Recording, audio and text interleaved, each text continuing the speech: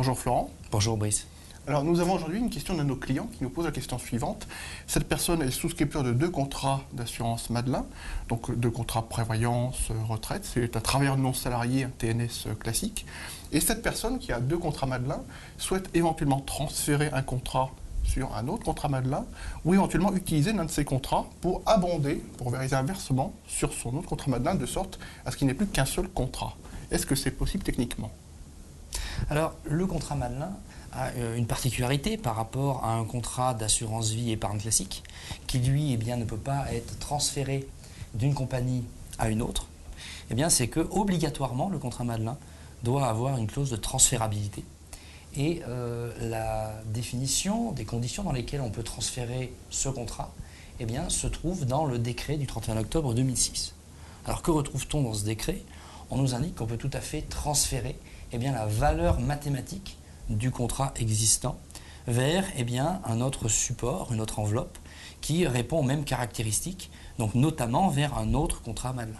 On pourrait également envisager un transfert vers éventuellement un article 83 ou bien un PERP, mais en tout cas Madelin, c'est sûr, il n'y a aucun souci.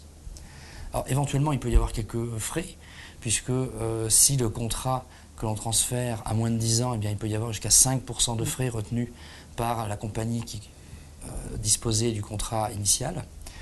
Mais si le contrat a plus de 10 ans, aucun souci, on ne pourra pas retenir des frais. Mais quand on regarde ce décret, il n'y a rien qui impose de transférer cette valeur mathématique du contrat initial vers un nouveau contrat. Donc on peut tout à fait envisager de transférer la valeur mathématique vers un contrat Madelin existant et détenu par l'épargnant, éventuellement dans une autre compagnie. Pourquoi on va se poser la question éventuellement de transférer vers un contrat existant plutôt qu'en ouvrant un nouveau contrat ? Ça peut être intéressant déjà pour limiter le nombre de contrats et le nombre de cotisations annuelles obligatoires. Et puis surtout peut-être parce qu'on dispose d'un contrat qui a des caractéristiques plus intéressantes qu'un nouveau contrat qui serait ouvert.